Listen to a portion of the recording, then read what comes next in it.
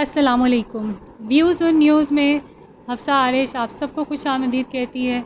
और मेरे साथ हैं जी आज हमारे सीनियर सहाफ़ी एजाज़ अहमद, जो कि बहुत ही मेरा ख़्याल में तो जो हमारे पुराने तज्ज़ियाकार हैं उनसे बेहतर हमारे सवालों के जो जवाबात हैं वो कोई नहीं दे सकता, और इनसे बेहतर तो कोई भी नहीं दे सकता है।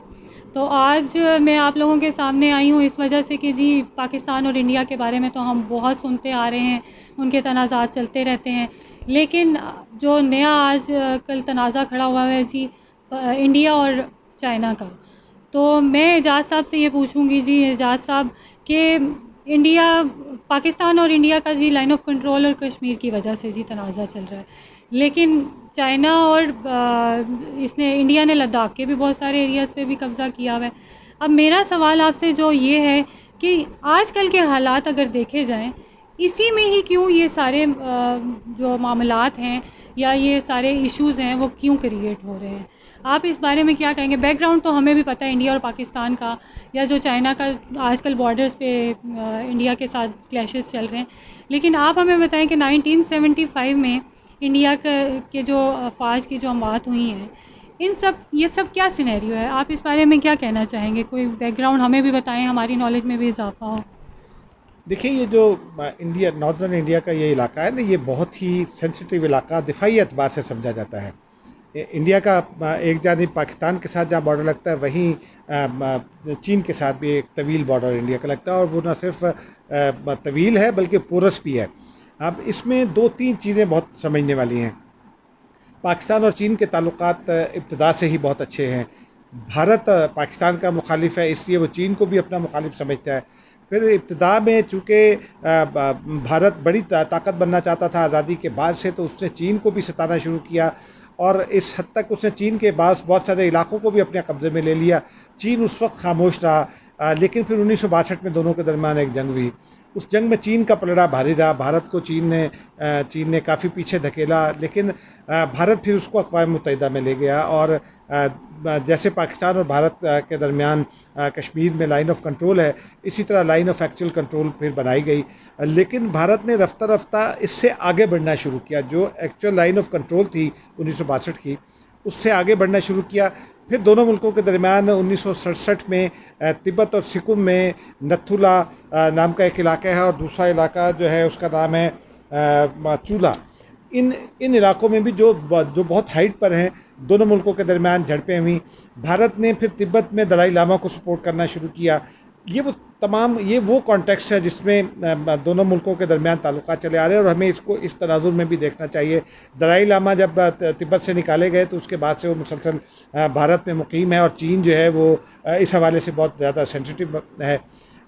और फिर जो ये इलाका है, इसमें चीन का जो क्लेम है, उनका ये कहना है कि प्री पार्टीशन न सिर्फ लद्दाख बल्कि अरुणाचल प्रदेश जो है वो भी चीन का हिस्सा था, और भारत ने उसको अनेक्स किया गैर कानूनी तौर पर। ये भी मुतनाज़ इलाका चला आ रहा है। और जब भारत ने अरुणाचल प्रदेश को उत्तर प्रदेश से काट कर एक अलग रियासत बनाया, हिमाचल प्रदेश से और उत्तर प्रदेश से काट कर कुछ इलाके अलग बनाए, तो उस वक्त भी चीन ने एतराज़ किया था कि ये मुतनाज़ इलाका है और ये चीन का इलाका है। अब दोनों मुल्कों के दरमियान चूँकि मामला पिछले चले आ रहे थे, और इस असना में चीन ने बेल्ट एंड रोड मंसूबा शुरू किया। नेपाल के साथ उसने एक सड़क बनाना शुरू की, जो उसको इसी इलाके से गुजरना है। यहाँ एक और जगह है सिलीगुड़ी। वो इलाका एक यूँ समझे कि वो कॉरिडोर है, और वो भारत की 8 रियासतों को मिलाता है। चीन अगर सिलीगुड़ी पर पहुंच जाता है, और वो जो कॉरिडोर है जो चाइना और नेपाल के दरमियान है सड़क, उसको उस सिलीगुड़ी से ही गुजरना है। इंडिया को ये खदशा है कि अगर चीन वहाँ पहुँच गया, तो फिर भारत का अपनी 8 रियासतों, जिनमें आसाम है, सिक्किम है, नागालैंड है, मिज़ोरम है, मैं नाम उनके लिखे हुए वो और भी पढ़ देता हूँ। उसमें जो दीगर रियासतें हैं, मणिपुर है, फिर मेघालय है, और त्रिपुरा, ये अहम रियासतें हैं, पहाड़ी रियासतें हैं, स्ट्रेटजिकली इंपॉर्टेंट हैं। उस पर वहाँ बैठकर इंडिया जो है वो चीन पर निगरानी भी रख सकता है, नेपाल को भी कंट्रोल में रख सकता है। फिर उसका तनाज़ा जो चल रहा है बर्मा से, काला पानी के हवाले से, वहाँ तक भी उसकी आउटरीच हो सकती है। तो इस तनाजुर में इंडिया ये चाहता था कि अपनी पोजीशन को मुस्तहकम करे। 1962 की पोजीशनों से चूँकि वो आगे बढ़ रहा था, तो लेकिन जब ये चीन और नेपाल के दरमियान मुआहदा हुआ रोड का, उसके नतीजे में चीन को ज़रूरत महसूस हुई कि इंडिया को थोड़ा पीछे धकेले, क्योंकि इंडिया उस सड़क के की वो जो गुजरगाह है उसके बहुत ही करीब था, और इंडिया ये किसी वक्त भी उस सड़क पर हमला करके उसको काट सकता था, चीन और नेपाल का राब्ता। इस वजह से चीन ने भारत से ये पहले मुतालबा किया कि वो अपनी ओरिजिनल पोजीशंस पर वापस जाए, लेकिन भारतीय मुसलसल जारहियत का इर्तिकाब करते रहे। और जब चीन के यूँ समझें कि जब उसका सब्र जो है ख़त्म हो गया, तो चीन और भारत के दरमियान इब्तदाई तौर पर कुछ क्लैशेज़ हुए, पिछले साल भी कुछ हुई थी, लेकिन जब भारत बाज ना आया तो फिर इस साल इस रवां माह के शुरू में दोनों मुल्कों के दरमियान क्लैशेज़ हुई, और चीन ने भारत को 1962 की ऑलमोस्ट 1962 की पोजीशंस पर धकेला, और वहाँ उसने अपने मुस्तहकम करना शुरू किए, वहाँ उसने अपने मोर्चे बनाना शुरू किए। जो तनाज़ा हुआ है गुज़िश्ता रोज़, उसका अपना एक बैकग्राउंड है। वो तनाज़ा हुआ है, चीन ने चूँकि अपने मोर्चे बना रखे थे, वहाँ पहरेदारी के लिए उसको अब ज़रूरत थी कुछ इंफ्रास्ट्रक्चर की, तो टेंट लगाया गया वहाँ। भारत और चीन के दरमियान जो फ़ौजी सतह पर मुज़ाकरात हो रहे थे, उसमें भारत ने मुतालबा किया कि जी ये टेंट जो है ये इसको हटा दिया जाए। चीन इस पर एग्री कर गया था, चीन को वो टेंट खुद भी हटाना था, लेकिन भारत से फिर सब्र ना हुआ, और भारतीय फ़ौजों ने गुज़िश्ता रोज़ अचानक जो है वो शुरू कर दिया, उसकी तरफ एडवांस शुरू कर दिया, और वो टेंट उखाड़ना शुरू कर दिया। चीनी फ़ौजियों ने तहम्मुल का मुज़ाहरा किया, उनको समझाया, लेकिन चूँकि बात नहीं बनी और भारतीय आसानी से बात नहीं सुनते, तो और ताकत के ज़ोम में हैं, हिंदुत्व की ताकत के ज़ोम में हैं, तो फिर चीनी अफवाज आगे बढ़ी और उन्होंने भारत को पीछे धकेला। उन क्लैशेस के नतीजे में 20 अफराद तो हलाक हुए जिनका भारत के साथ ताल्लुक़ है, फ़ौजी हैं, उनमें एक कर्नल रैंक का अफसर है, मेजर रैंक का एक अफसर है, और दीगर सिपाही और अफसरान हैं। लेकिन बहुत सारे जो भारतीय फ़ौजी हैं वो शदीद ज़ख्मी हुए। कुछ भारतीय फ़ौजियों के बारे में ये कहा जाता है कि वो गलवान जो वादी है उसमें गलवान जो रिवर है, गलवान रिवर में जा गिरे हैं भारतीय फ़ौजी। चीन की जानिब से भी ये कहा गया है कि उनके इन क्लैशेस में उनके 5 फ़ौजी कैजुअल्टी बने हैं। कैजुअल्टी का मतलब ये नहीं है कि वो हलाक हो गए, लेकिन वो निशाना बने हैं। उनके बारे में भी ये हो सकता है कि वो शायद उस दरिया में गिरे हों, चीन उनकी तलाश में है। लेकिन जो एक और जो आज भारत ने इसकी तस्दीक की है, भारतीय फ़ौज ने ख़ुद तस्दीक की है कि गुज़िश्ता रोज़ ये इतला थी कि 20 भारतीय फ़ौजी चीन की क़ैद में हैं, लेकिन आज भारत ने ये बताया है कि जी 43 कैदी जो हैं फ़ौजी भारतीय वो चीन की क़ैद में हैं। अच्छा एजाज साहब, ये तो अभी है ना कि ताज़ा तरीन हमारी जो सूरत हाल है, ये भी कुछ आपने अभी बताई है हमें। ये तो इंडिया के जिसे कहना जज्बाती एक्शन के पीछे ही ये रिएक्शन हुआ है अभी फौरी तौर पर। तो आप क्या बताएंगे, ये जो मौजूदा इस वक्त में जो ये सूरत हाल खड़ी हो गई है और जो ये ताज़ा तरीन क्लैश हुआ है, इसका बेसिकली बैकग्राउंड क्या है? लेकिन इसका तो बैकग्राउंड तो बन गया ना। हाँ, नहीं वो तो क्लैशेस का बैकग्राउंड तो वो तो इमीडिएट बैकग्राउंड बना ना, लेकिन इसके पीछे भी एक कहानी है।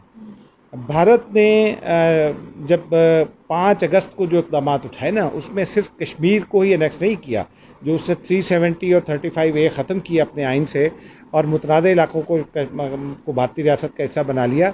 उसमें उन्होंने कश्मीर को भी बनाया अपना हिस्सा, और साथ लद्दाख को भी। चीन इस मामले को अक़वाम मुत्तहिदा में लेकर गया था, और भारत को ये लगता है कि अगर अक़वाम मुत्तहिदा में, चूँकि चीन के पास वीटो पावर है, तो चीन एडवांस कर सकता है भारत के ख़िलाफ़ अक़वाम मुत्तहिदा में। तो भारत ये चाहता था कि ज़्यादा से ज़्यादा इलाके पर अपनी पोजीशन को मुस्तहकम कर ले, क्योंकि उसको भी अंदाज़ा है और उसका ये ख़दशा है कि अगर सिलीगुड़ी पर अगर बात पहुँच गया तो फिर वो चिकन नेक कहलाती है दुनिया की। भारत अपनी ही 8 रियासतों से कट जाएगा, जिसमें से 2 रियासतों पर कम से कम चीन का मज़ीद दावा है। तो इस वजह से ये क्लैश ज़्यादा बढ़ा, और चीन और भारत के दरमियान जो मज़ाकरात हो रहे हैं इसी क्लैश के नतीजे में और 5 अगस्त के इक़दाम के नतीजे में 23 जून को एक वीडियो कॉन्फ्रेंस होनी थी कोरोना वायरस पर, जिसका भी आपने तस्करा किया, चीन, रूस और भारत के दरमियान। चाइना ने वो वीडियो कॉन्फ्रेंस भी कैंसिल कर दी और चाइना ने यह भी कहा है कि जो कश्मीर पर उसने इक़दाम किए हैं वो भी वापस से और पाकिस्तान के साथ इन मामलों पर बात करे और पाकिस्तान के साथ बात करके इस मामले को हल करे। तो अब ये ऐसा लगता है कि पाकिस्तान और चाइना एक जगह खड़े हैं और भारत अकेला दूसरी जगह खड़ा है। और यूरोपियन यूनियन ने पहली गैर मुल्की क़ुव्वत है अमेरिकी सदर के बाद जिसने ये दोनों मुल्कों पर जोर दिया है कि मुज़ाकरात के ज़रिए हल करें। लेकिन मुज़ाकरात के ज़रिए ये मामला, मुज़ाकरात तो हो रहे हैं, होते रहेंगे, लेकिन मुझे नहीं लगता कि मुज़ाकरात के ज़रिए ये मसला हल होगा। अल्टीमेटली भारत जंग की तैयारी कर रहा है और भारत ये समझता है कि उसे अब आलमी क़ुव्वतों की मदद हासिल हो जाएगी और चीन बड़ी ताकत है। तो खुदा न खास्ता अगर इस खित्ते में क्लैश होता है तो फिर नुकसान भारत का ज़्यादा होगा। माजी हमें यही बताता है। तो एजाज साहब, आपको क्या लगता है ये जो अब इनका ये सारा सिनेरियो आपके सामने है, तो ये मसला ज़्यादा डिले होगा, लंबा चलेगा, या ये जल्दी सॉल्व होने के चांसेस हैं या नहीं? देखिए, चाइनीज़ जो हैं वो बहुत सब्र वाली कौम है। वो टारगेट अपना रखते हैं और उसके लिए आहिस्ता आहिस्ता उस जानिब बढ़ते हैं। चीन को कोई जल्दी नहीं है। चीन अपनी पोजीशन मुस्तहकम करना चाहता है, उसको जल्दी कोई नहीं है, चाहे 50 साल लगें। चीन इंतज़ार करेगा और इस मसले को अपने हक़ में हल करेगा। बहुत बहुत शुक्रिया एजाज साहब, आप सब ने इनका पॉइंट ऑफ व्यू सुना।